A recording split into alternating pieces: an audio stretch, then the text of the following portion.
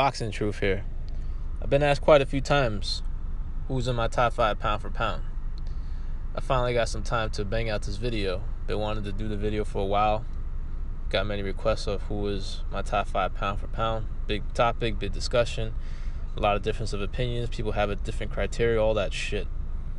So I'll make my criteria pretty simple and clear.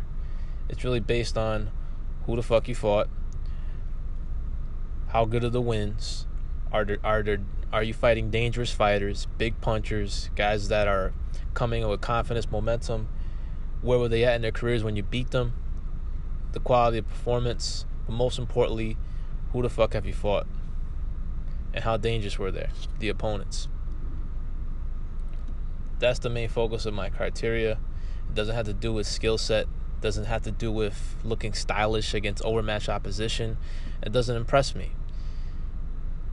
Looking good against no-hopers, knocking out smaller guys or faded guys, wastemen, looking stylish against overmatched opposition doesn't get you on my top 5 pound for pound list. Depends on who you beat, how dangerous the opponents, how good the performance, and can you look stylish against better quality of fighters.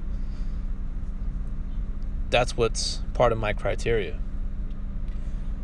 Now, before I get into my top 5 lists, I want to make it very clear to you guys that I do not have a pound for pound king.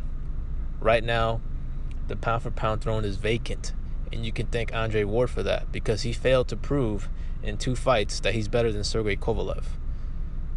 So I don't have a top 5 pound for pound. There's only one fight out there right now that's going to determine who is the pound for pound king, and I'm pretty sure you guys know what that fight is. It's on September 16th between Triple G and Canelo Alvarez. That will determine who is the best pound for pound fighter in the world. Those two have to fight each other to determine who is the true pound for pound king, since Ward couldn't deliver without cheating, a gift decision, and without getting a stoppage that happened as a result to low blows. So here's my top 5 elite fighters in the game. There is no pound for pound king. Let me make that clear on my list. So this is no order of who is lower or higher. I'm just going to say 5 names, and that's going to be my video. I'm going to explain why they're on my list and all that shit. So the first name I want to talk about, before I get into the first name, it not only has to do with how you win, but how did you lose as well? Was it controversial? Was it a bullshit decision? Did it change my opinion that you're still a pound for pound fighter or not if you lost? So you have to take all that into consideration. So the first name I'm gonna say on my list is Sergey Kovalev. To me, he is one of the elite fighters in the game. He is still a pound for pound level fighter, top 5. He is one of the few A-level fighters in boxing today. I don't give a shit that he has 2 official L's to Andre Ward. I didn't feel Ward defeated him the first time, which is why there was a rematch. And the second time, he was TKO'd by low blows. So Ward failed to prove he was better than Kovalev. Kovalev had his belts taken from him, was stolen from him, hasn't been beaten decisively, still hasn't been beaten decisively. He has the resume. He's beaten a boxing legend. He's beaten a future Hall of Famer. He has the quality of performances against the level of opposition that he's fought. Made Ward look pretty bad in their first fight. Was outboxing him the second time until the low blows kept occurring. And Kovalev, he's one of the elite fighters in the game, and until proven otherwise, he needs to be beaten decisively by somebody in order for him to get off my top 5 pound for pound list. And we'll see what's next for Kovalev. Will he stay at light heavyweight? He's been at that weight for a long time. He's really established himself in that division. The only guy he hasn't fought really is Adonis Stevenson, and Stevenson doesn't want to fight anybody. So he really can't fault Kovalev for not fighting Stevenson, since it really wasn't his fault on why the fight hasn't occurred. The fight was supposed to happen 3 years ago. Stevenson decided to avoid the fight by siding with Al Heyman. So it'll be interesting to see where Kovalev goes from here. The third fight with Andre Ward is unsellable. It was not a big enough fight. Didn't do good numbers. And there's really no interest for a third fight right now. Will Kovalev stay at light heavyweight? Where's the vision and the direction if he stays at that weight? Perhaps a move up in weight is needed. Maybe a new chapter in his career. Perhaps maybe move up to cruiserweight and challenge Lebedev for his strap. That would be a good accomplishment if he was able to move up to 200 pounds and relieve Lebedev of his strap, perhaps in his home country of Russia.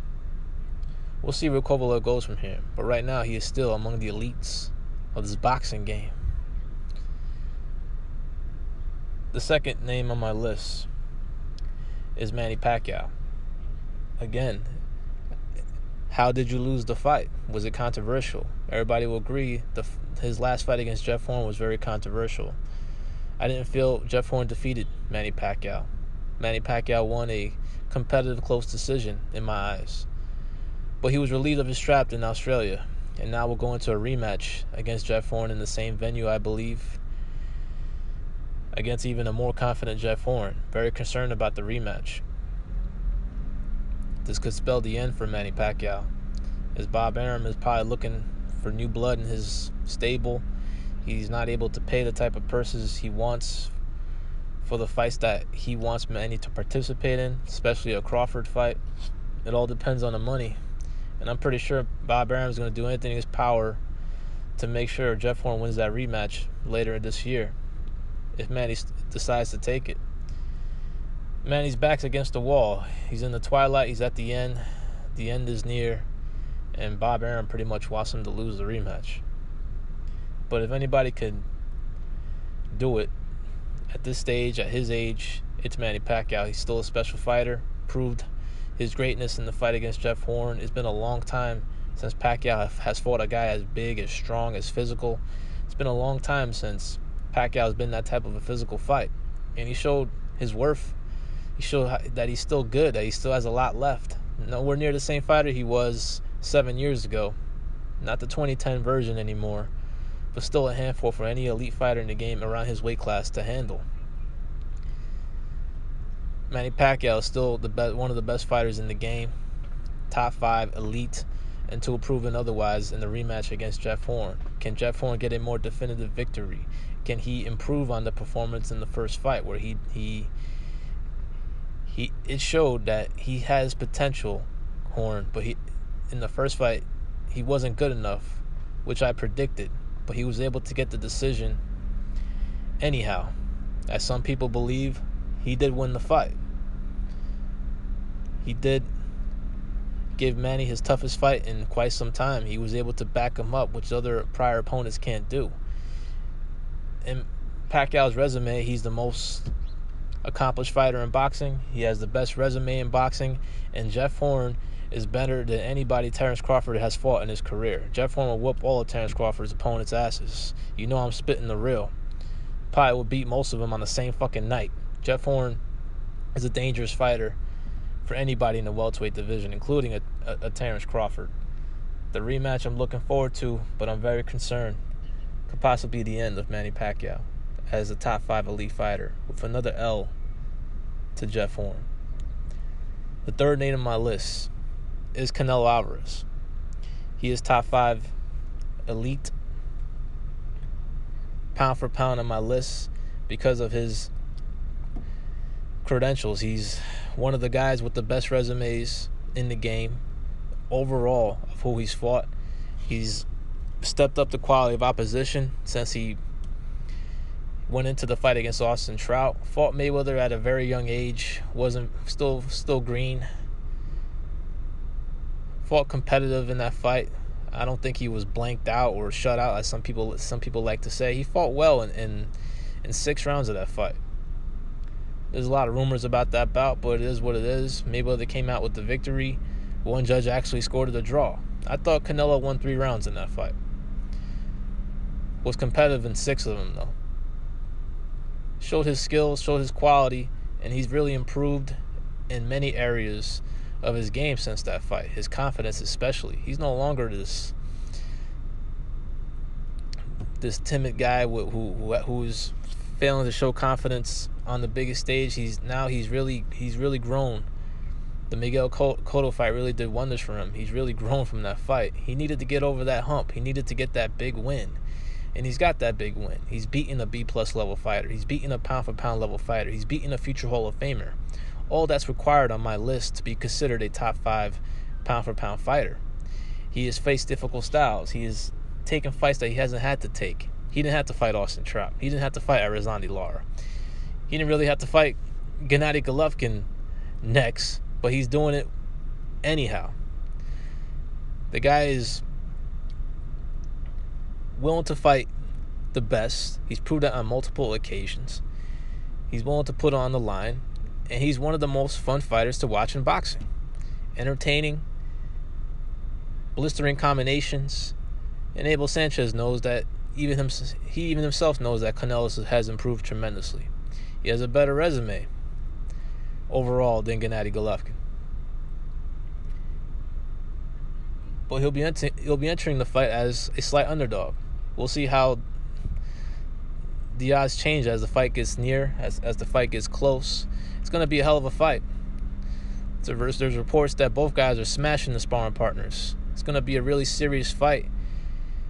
And Canelo has a chance to finally prove that what he's been saying for quite some time, that he is the best fighter in boxing. A win over Gennady Golovkin, a definitive win, an impressive win, a knockout win, will stamp his legacy, will stamp him as the best fighter in the world pound for pound.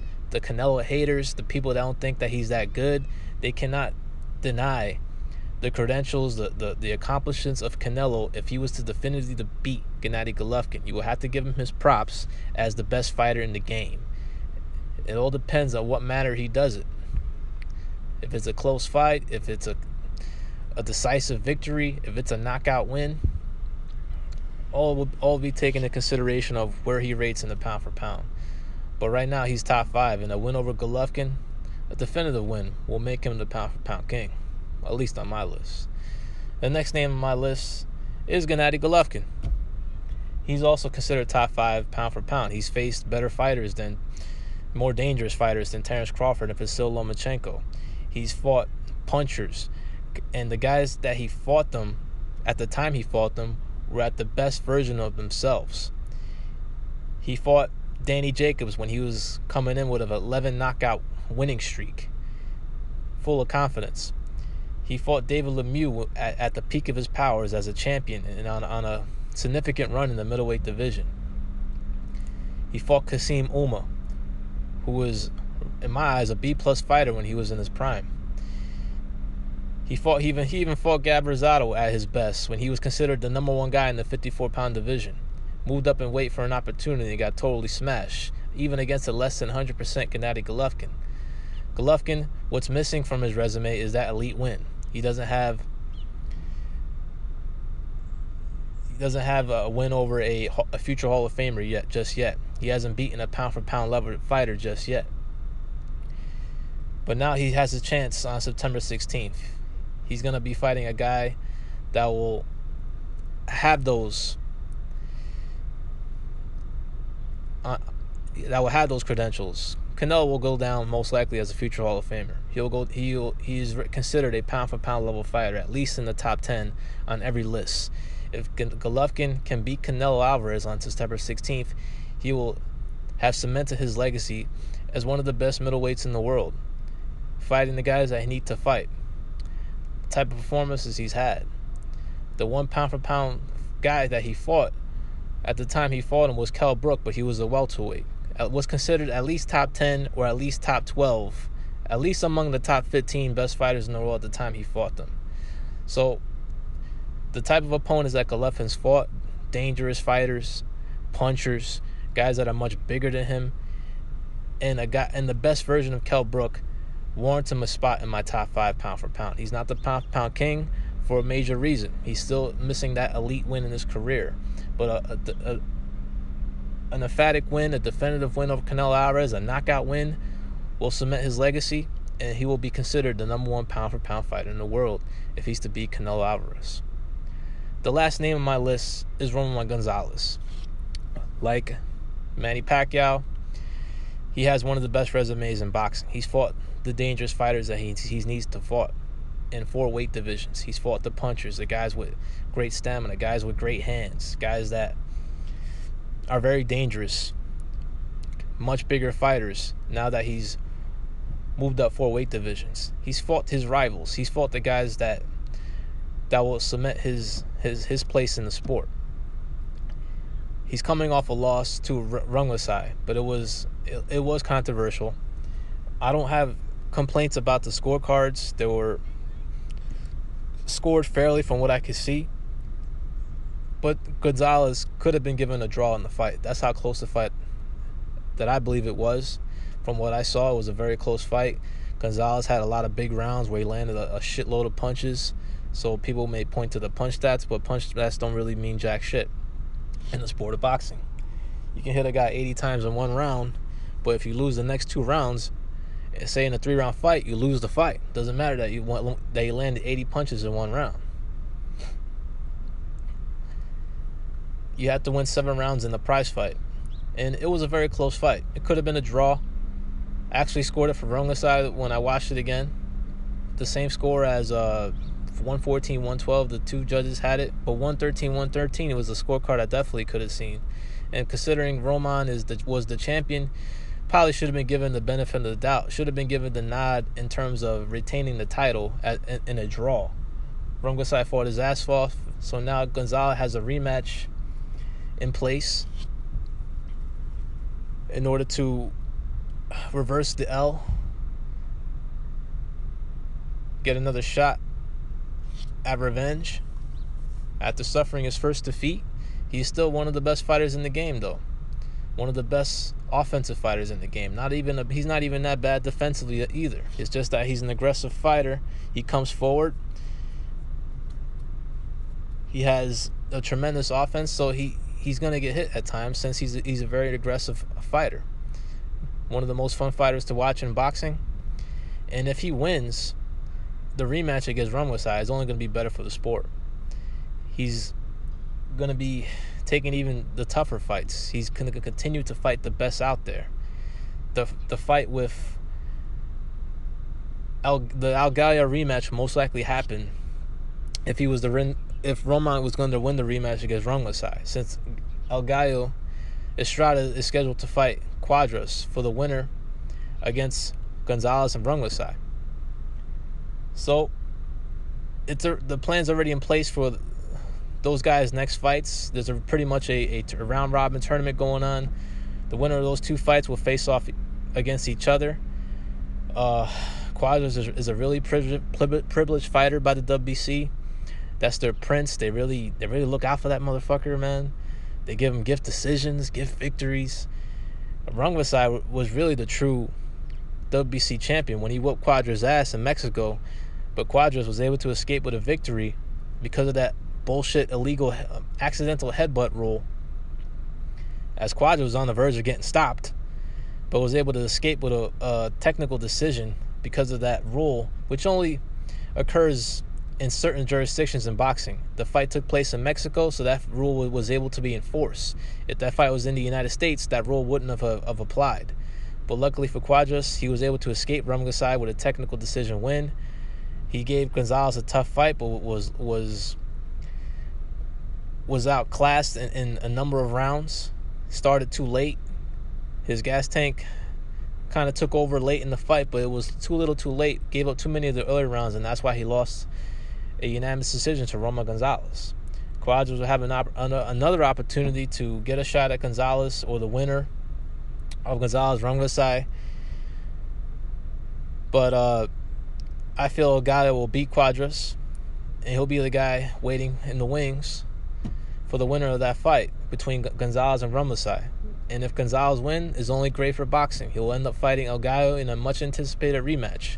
Will further enhance both guys' legacies in the lighter weight divisions. And if whoever gets through that fight, and if it's Gonzalez, he'll most likely fight Inoue to decide who really is the best 115-pounder in the world.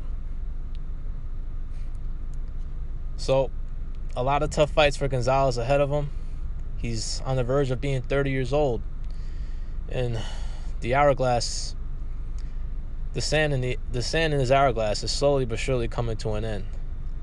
The rough style that he presents in the ring, the punishment he takes, he's pretty much already past his peak, and it's only going to decline from here further. Not many fights left, not many great fights left in the great career of Roman Gonzalez. He is considered top 5 still among the pound-for-pound elites in this game until he's beaten more decisively in his career, which could perhaps be in a rematch against Ramazai. But I still believe Roman has enough left to win the rematch and pursue bigger and better things in his career. So that's the top 5, my pound-for-pound list. I don't give a fuck what y'all say. It's my list, my criteria. Y'all can have y'all list, y'all criteria. You guys go by different criteria. You might go for a guy that's most skilled, but with a weak resume. It is what it is. I don't have Lomachenko. I don't have Terrence Crawford in my top 5 pound for pound because they don't have the resume to back that up. I don't care if you look stylish against overmatched opposition. You need to fight the guys, the dangerous fighters out there. You got to fight the fights that define you. Fighting Mariagas, John Molinas of the world are not going to define you. If Lomachenko wants to be top 5 pound for pound on my list, he needs to fight Mikey Garcia. He needs to fight Tank Davis. He needs to fight Jorge Linares in order to get that recognition as top 5 elite. Same thing for Crawford. Fight Mikey Garcia. Move up in weight and pursue the winner of Jeff Horn, Manny Pacquiao, or fight Keith Thurman. There are fights out there that are going to define those guys. Andre Ward, he's not on my list because he's a cheater. He's a privileged fighter. He didn't beat Kovalev the first time, and he failed to prove it. He was better in the second time. He's not the most skilled fighter out there either. He was getting outboxed by Kovalev. He has a good resume. He's beaten a B-plus level fighter. On paper, he has a win over a future Hall of Famer. But his best win in the past, 6 years has been Sullivan Barrera. Officially, it's Kovalev, but he didn't beat Kovalev on 2 occasions in my eyes. He's on the pound-for-pound list, top 10, but he's not top 5, in my opinion, because the guy is too privileged. He breaks the rules all the time. He needs to cheat to win, and that's why he's not top 5 pound-for-pound on my list. He does have good qualities, though. He's mentally strong. He's very durable. He has a great gas tank, which makes him a dangerous fighter to fight. But it's his style and cheating style, the only reason why he's been undefeated officially on paper since he's been 12 years old. So that's my pound-for-pound list. This is Boxing Truth. I'm out.